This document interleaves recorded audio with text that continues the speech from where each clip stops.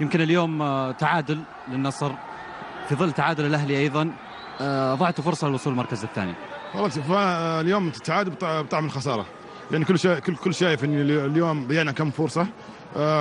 بعد اليوم ما ابغى نتكلم عن التحكيم، يعني كره واضحه في يد لاعب الاتحاد، الحكم ما اعطانا حقنا، لكن الحمد لله ممكن من الشوط الاول بعد جدنا بلنتي بعد ما اعطانا حقنا، لكن الحمد لله انا اشكر اخواني اللعيبه. اليوم صراحه كان قتال، كان نبغى ندافع فعلا على اسم نادي النصر.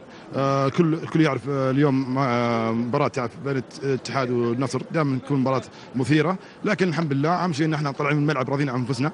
طبعا ما احنا راضيين على التعادل اللي صار، لكن الحمد لله انت تريد وانا اريد والله يفعل ما يريد، لكن ان شاء الله باذن الله يكون الجاي احسن باذن الله. اسالك وليد بالتحديد عن كره الهدف، يعني يمكن كانت الرقابه غايبه عن محمود كهرباء، هل هو سوء تفاهم ما بين الحارس والمدافعين؟ بالعكس انا قد ما استطيع ان انا طلعت كهرباء برا المرمى، لكن اليوم الهدف حقه صراحه توفق فيه، وكان مقفل زاويتي يعني مقفل عليه تماما، لكن توفق اليوم. لكن الحمد لله جتنا كم فرصه اليوم وما استغليناها، لكن ان شاء الله يكون الجاي احسن باذن الله. يمكن وليد كان في حديث ما بينك وبين الامير بعد المباراه؟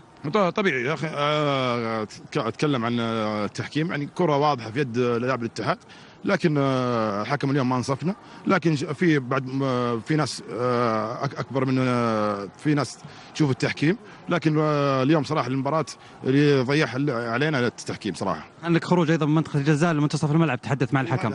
عشان الكره هذه انا من هنا من الباب انا شفتها انه في يده، هو قريب من 18 ما يشوفها. شكرا لك.